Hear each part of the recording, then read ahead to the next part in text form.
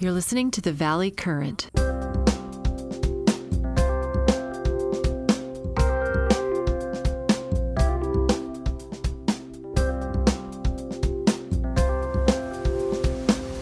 Steve, you're looking pretty good there. You got a lot of books to put on the shelf, don't you? Hey, Jack. How are you? You look great. You got a nice little office there. Thank you. You're not in Arizona yet, are you? No. I'm in lovely California down here in Gilroy. Well, welcome into the Valley Current. We haven't had you on for a while, and I got a note from you that made me just fall off my chair that you're exiting California after like 50 years here or longer. 75. 75 years. You were born here in California. Absolutely. I mean, you're a native. I came here from New York 48 years ago and came here for law school. So, I mean, I've been practicing for over 40 years, but I think of myself as a native now. But of course, I do miss New York, although not in the state of affairs it's currently in. No. But you made a big decision here, right? You and your wife made a big decision. Yeah, it was. It was a huge decision because, you know, I mean, it's hard if you're a native Californian and, you know, everything in your zeitgeist sort of relates to you're a Californian. But my wife is from here as well, Southern California as well. And so, you know, it was a tough decision.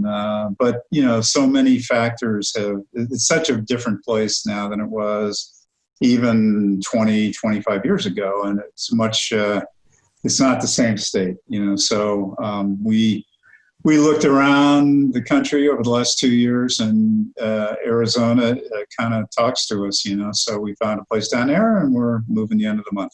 Well, tell me about sort of the trade-offs as you saw them between the various candidates, because it sounds like you didn't even think, hey, maybe the thing to do is go to further middle of California. Some people are moving to places like where the university is, Caltech. Is it Caltech or Cal Poly? Further south.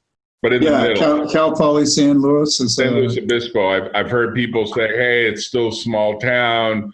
It still is a university, not as congested, not as much traffic, not as much this, not as much that.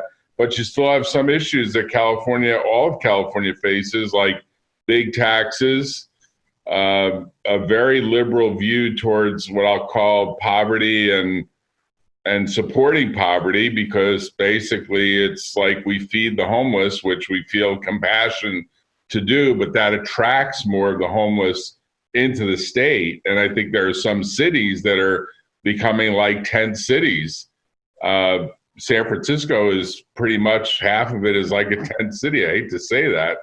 No, it is. And, you know, we were just there in February for the RSA conference, and you know, you could see that the city had cleaned up its act all in and around where the conference was. But I was up there a week afterwards, and the homeless were back, the derelicts were back. You can't drive through the Tenderloin without, you know, zombies wandering around screaming at the sky, kind of thing. And you know, it's one thing to, you know, have a compassionate program to deal with the, you know, sort of the exhaust of the challenge of living in modern society. I get that, and that's fine. But you know, when it becomes an active by invitation sort of program, and somehow my tax dollars fuel that, yet I don't remember voting for that. So,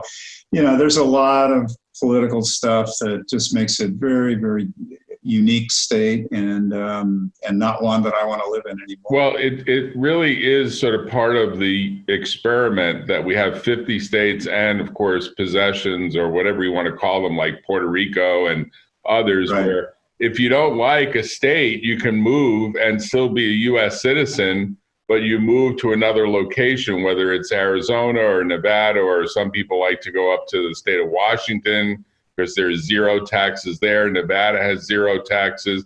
Florida has zero taxes. Of course, there's all sorts of combinations of other factors. But the point I want to make, I've been here in Palo Alto for over 40 years. And I have to say, it just knocked me off my chair when my car was broken into. Window, like a simple shattering of a window. And, a couple of briefcases were stolen. Of course, those briefcases had some sensitive stuff in it. And of course, the cops say to me, "What do you want us to do about it? You were the idiot that didn't put them in your trunk." Right. And the secret to the story is they apparently tried to get in the car, but the alarm went off and scared them. And they were going to rip the back seat out to see what was in the trunk. So it's not like the trunk is going to even save you. And the car was parked right here at my office, and it wasn't even that late at night when it happened. It just about floored me. And I thought to myself, Palo Alto? This is where State University is. No, nothing's immune. Nothing's immune. And of course, in San Francisco, people say, well, the reason you go to paid parking is because you protect your windows from being busted into outside. Yeah, it's sort of extortionary too, because it's $60 a day It's to crazy. park your car in a garage. Yeah, exactly. It's freaking crazy. But so for the last couple of years, you've done your search, and I take it that some of the relevant factors are like climate and taxes and culture and politics and people and all of that. And so we looked at Oregon, we looked at Washington, we've looked at, we considered Texas, we considered Florida.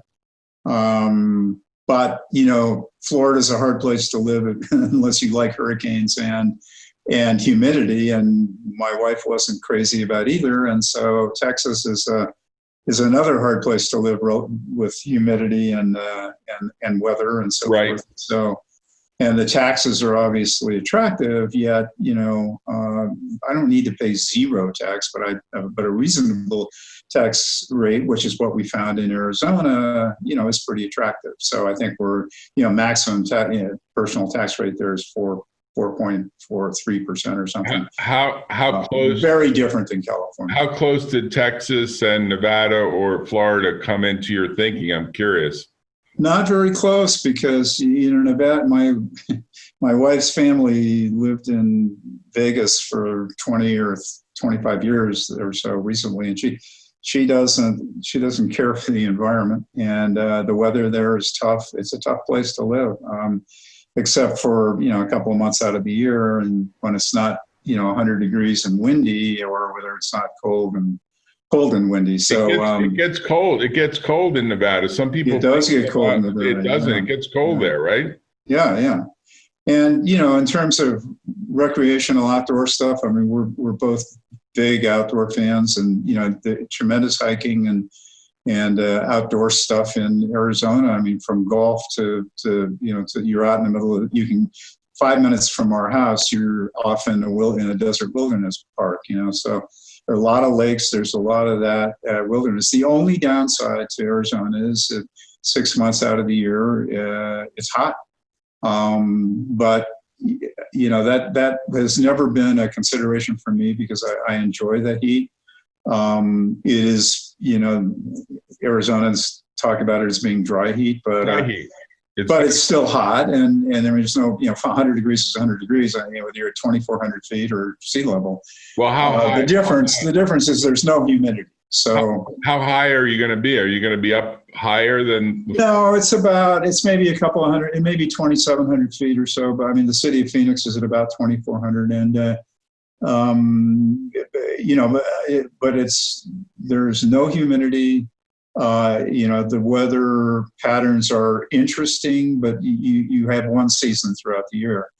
It's beautiful in the November to kind of April, May timeframe, and so it's a pretty good trade-off. And in my profession, there's a bunch of people who actually live in Scottsdale who are cybersecurity folks, and they've come from all different parts of the country as well. And I was talking to one the other day, and she said, look, I was in Washington, D.C., so 6 months out of the year, it was horrible from it was hot and humid, and right. You get out of your air-conditioned house, you get into an air-conditioned car, go to the office, it's air-conditioned, I come back, etc.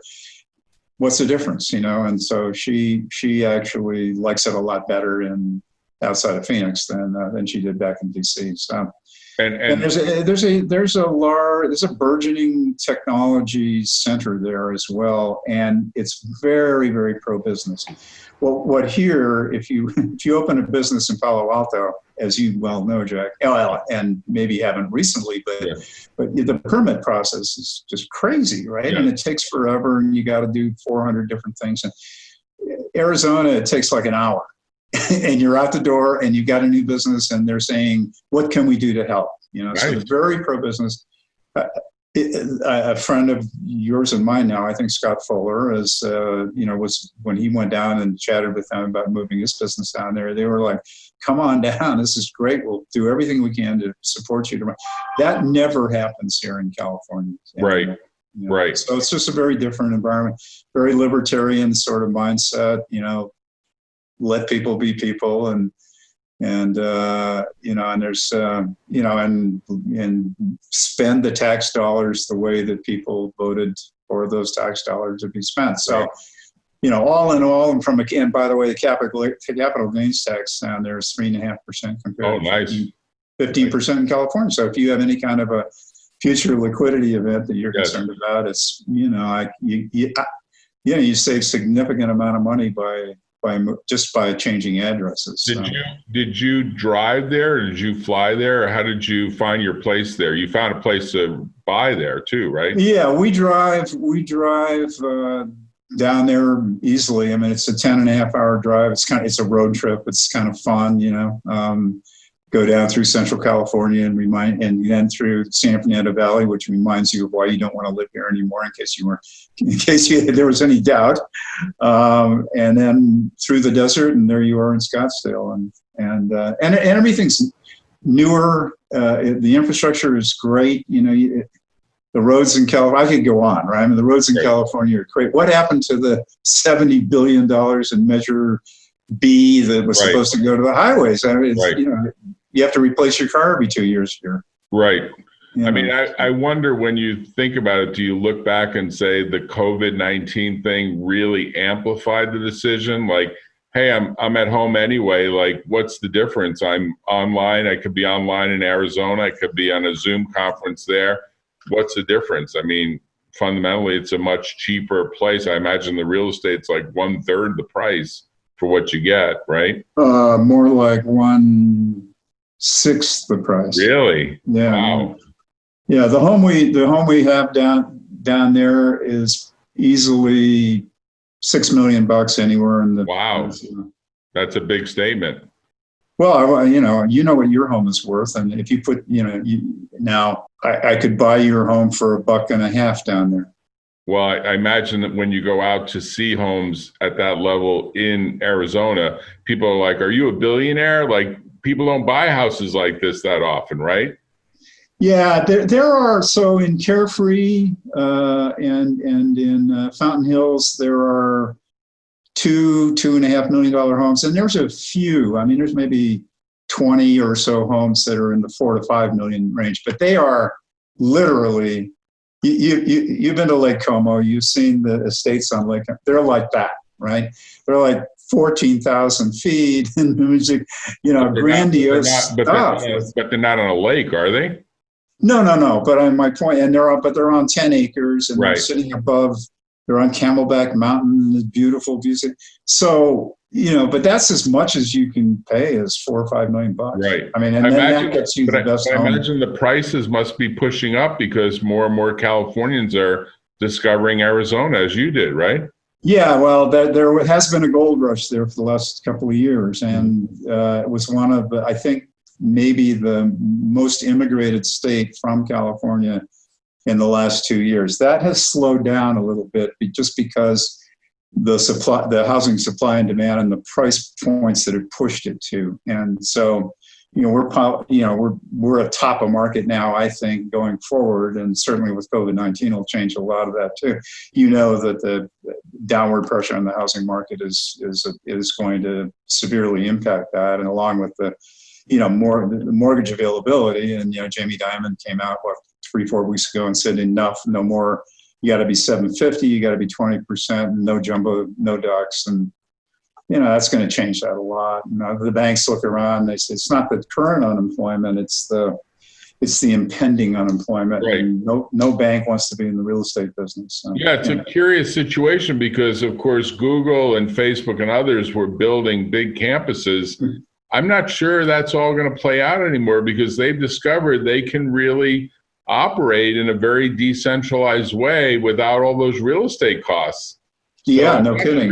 I'm not sure we're going to see the kind of construction that people thought we were going to see by Google and others. Google, Apple, Facebook, Netflix, all the FANG companies were building big time here, as was Microsoft and even Samsung. Yeah, well, our friend Chris had a great idea for all of those buildings in San Jose and Santa Clara and Cupertino that, we're not going back to our offices after this is over. And Apple just invested a couple of $1 billion to build the moonshot down there. Maybe they turn those into residential condominiums and just keep a small section of that as a shared corporate environment so that everybody can sort of solve multiple problems at the same time, right? It gets a landlord's kind of return, some kind of level of equity return, and then it gets the tenants out of their leases because they're going to leave anyway, and it gets affordable housing, quote unquote, for employees. So that's probably an interesting idea. I'm glad I'm not in the commercial real estate business, though. I think it's tough, but I think those guys really believe that people have to be together for work to get done. And you and I are kind of more futuristic, saying, hey, if you have a phone and you have a computer or a good setup, probably you're going to do as much great work in an offsite way than you would do inside of a physical office.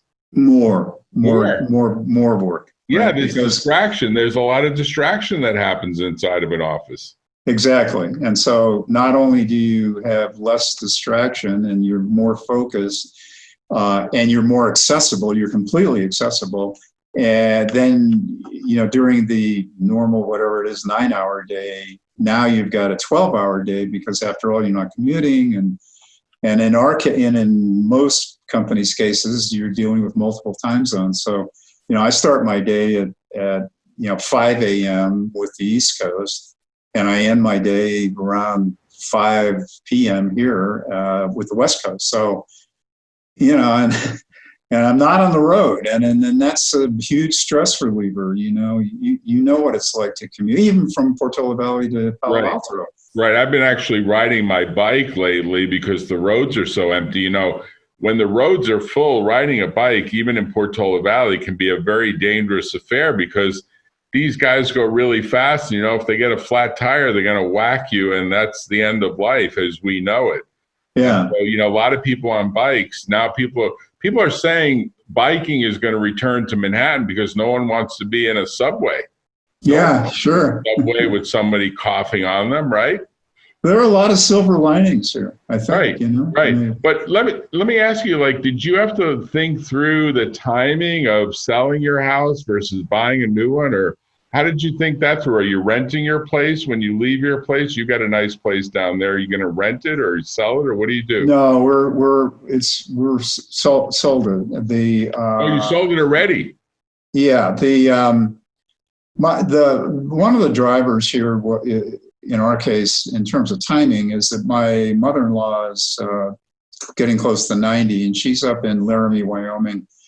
And the weather in Laramie, as you might know, affords about a 2-month window for summer, and then the rest of the year is cold, and it's always windy. And so she's in an independent living facility there, and we would have brought her out here years ago, but the facility that she's in, she cost her $1,000 a month. The one next door to us here, actually, a few blocks away, is $4,500 a month for the same thing. So it's,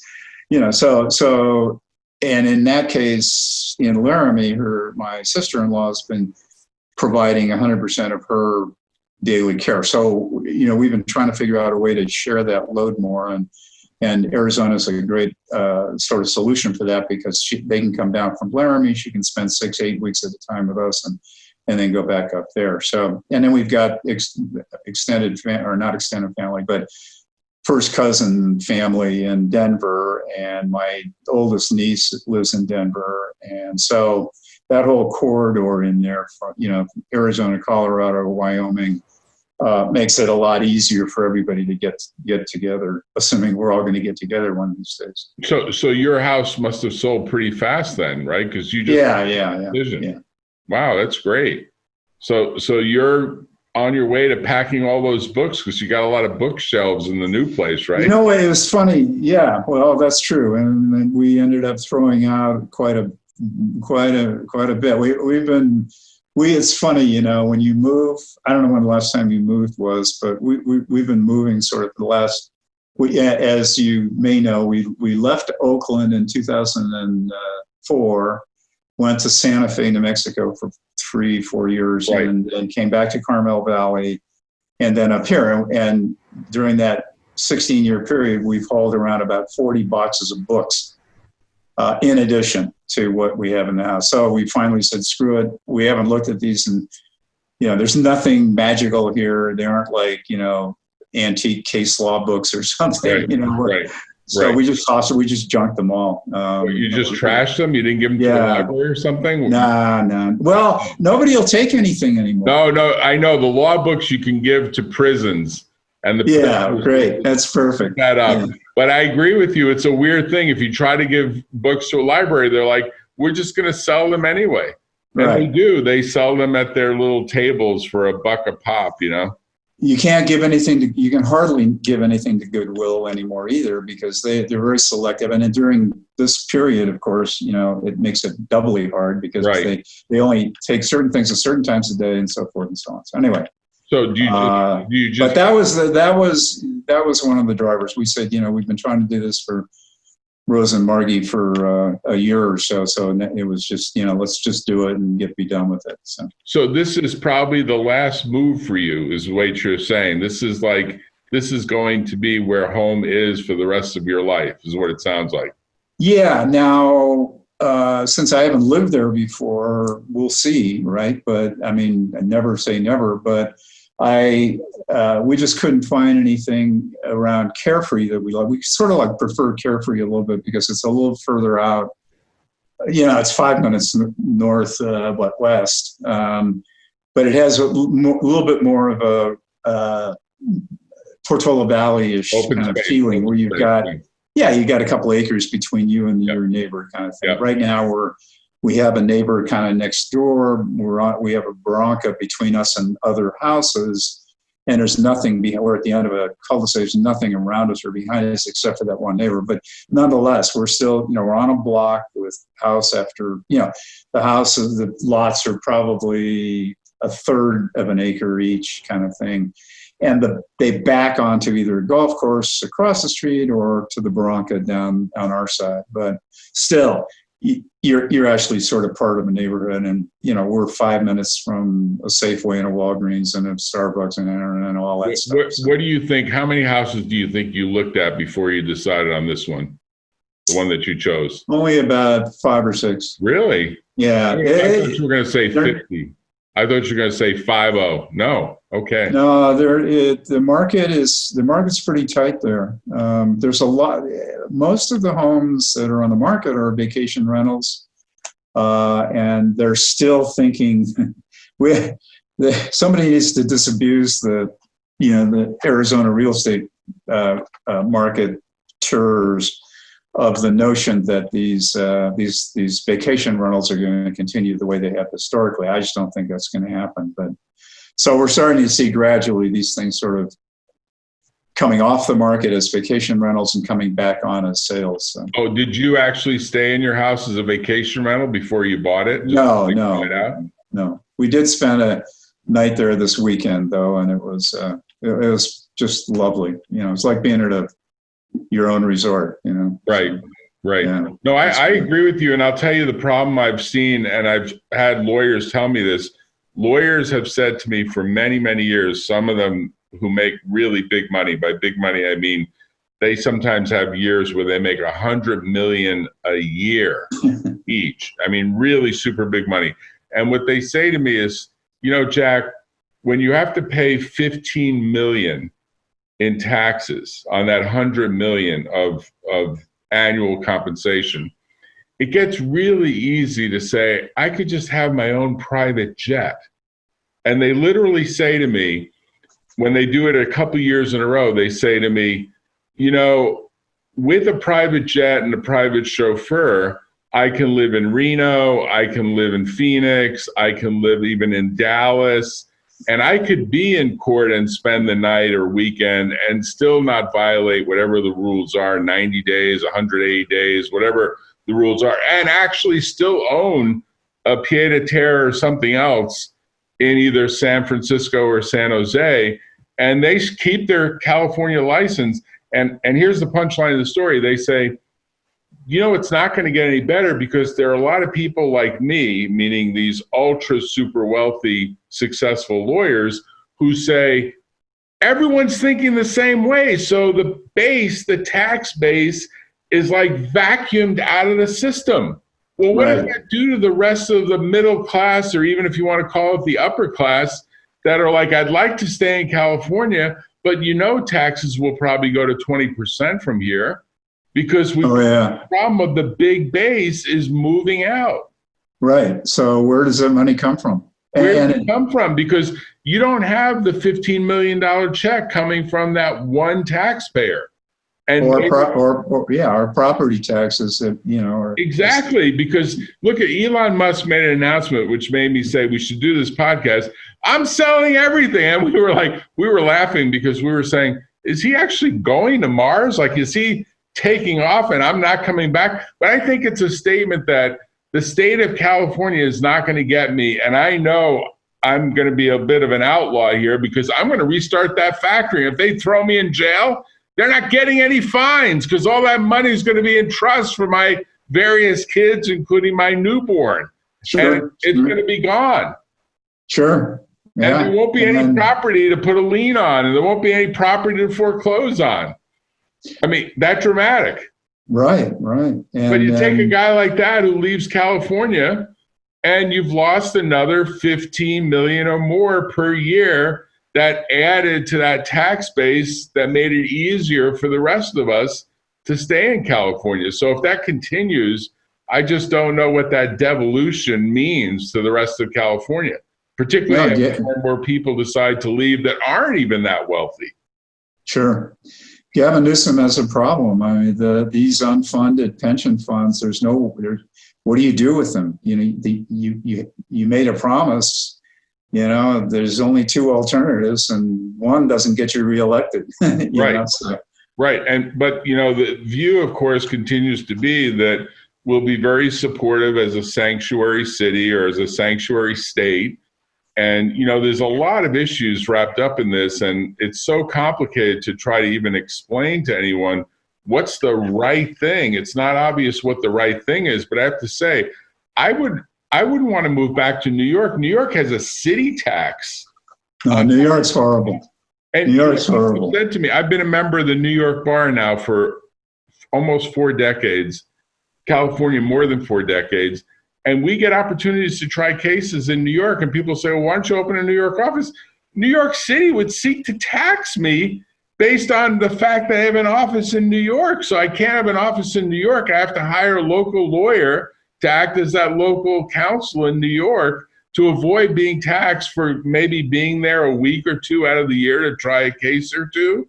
I mean, it's wild and crazy, right? But that's their view of life. So we're going to be the same problem. Yeah, no, it's the future's not bright here. Even without a pandemic, and with the pandemic, it only gets worse. It seems to me, right? Sure. But, you see Jack Dorsey told everybody, stay home. You don't have to ever come back here again. Well, that's a precursor to him vacating offices downtown. Yeah. Schwab, venerable old San Francisco firm, he uprooted and they're leaving and have left most of their stuff is out of here already. They've got a couple offices left. Which firm is that? Pardon me? Which firm is that? Charles Schwab. Oh, Charles Schwab. Okay. Yeah. So when Schwab leaves, when Levi Strauss one of these days will, may end up doing the same thing. So, what's left, So what's your plan? You'll be out by the end of the summer, or you out? No, we'll be out the end of this month. I mean, Wow. 2 weeks. We're leaving on the 27th, I think. Here. Well, I guess we can't have a party because we have to shelter in place. Can't. No. Well, we can have a Zoom party. Are you allowed to move, or is it like a technical violation of law? Oh, no. There's no restriction. Yeah. You can move. You can move. At least into Arizona. At least right now. I mean, so far. No, because you got to get movers, and movers might be like viewed as, no, we're not supposed to even go into a house. No. They're all cool. You've got a couple of moving vans that are going to move all your stuff. We got it down to one. You got it down to one. We've got a crew on this end. We got a crew on the other end. So they're all ready and it's all taken care of. So. Well, I'm really impressed, Steve. You look like you're calm about it. I know some people would be like frazzled, but you're looking forward to it. Yeah, I sure am. And it was cathartic in a way because we got rid of so much crap. And so it's kind of, there's a little bit of starting over with regard to, objects and stuff that we carried around. We looked at each other. Why have we carried this around for 16 years? Let's dump this shit. So we got a few minutes left, Steve. Just tell me, what would you think are the 3 things you learned about making the decision and then implementing it? Because after 70 years plus in California, it's got to not be easy, but it sounds like you took control, and after a couple of years, you were able to do it. What would you say are the top 3 things you learned in the process? So one of the things that I noticed is that it really took about a year to kind of let go of the emotional connection, and you sort of look at the emotional connection. It's as they keep coming up for you, and right, and then you have to kind of like parse them through and say, is this really important? Why is this important? Right. And that is a process that you kind of have to go through. It's almost like mourning or something. Yes. And then, once you get through all of that, then you have all of your friends and all of your, social infrastructure that you kind of have to deal with too, because everybody looks at you like, what are you, fucking crazy? How can this be? Right. And then we've got some friends that, close friends in Pebble Beach, and they're like, Jesus, this is a problem for us, right? They cheerlead, we won't be able to see you guys, and so forth and so on. So right. Then we had to go through all of that too, and have that sort of be okay with us. But one of the things it says, and I don't know, in a longish term now relationship, is you look at each other and you say, you know what, you and I we're the ones that are in this for the long haul. It's you and I, and then there's all of that. So it actually brings a relationship or a marriage or what have you even closer together. And sort of facing the challenge together as a unit, Yes. That sounds kind of corny, but I think that's accurate. I think this COVID-19 has a silver lining in the sense that couples who were having problems have either figured out a way to make it work or figured out a way to end it. Like they're not stuck in the middle anymore. It's going either to work or it's going to fail. And it's like decision time. Either be committed to making it work or the opposite. And I think we're going to hear a lot of interesting stories along those lines. Oh, yeah. I think the next 2 or 3, 4 years are going to be rich with stories and tales and lots of stuff. I look forward to driving out for 10 hours and visiting you to get the flavor of what that little road trip is like. Because I'm not a big believer of jumping on planes and spending 2 hours to get on the plane and then 2 hours on the plane and then what seems like 2 hours to get off the plane. I'd rather just drive. I often just drive to Los Angeles. If I have court hearings, I'll get up at 3 a.m. and just drive to Los Angeles. People think I'm nuts, but I get to the courthouse in time to do it. You're halfway there. Right, pretty much. Hey, thanks for spending the time. I really appreciate it. Let people know how they can reach you because you've got a great cybersecurity practice, and they might want to reach you, maybe you'll even lower your rates from low-cost Arizona. You deserve every penny, but you'll have a lower cost structure there. sking, S-K-I-N-G, at cybertheory.io. And my telephone number is 505-795-8855. That's not changing. That's from New Mexico. That's not changing. It's a New Mexico number. Yeah, I like that. It's a 505 number. It's great. Yeah. Anyway, take care. I'll look forward to visiting with you. Have a good I hope you do. Tell me I said hi and come on down. Absolutely. All right, Jack. Thank you for having me. Bye-bye. Bye. Bye.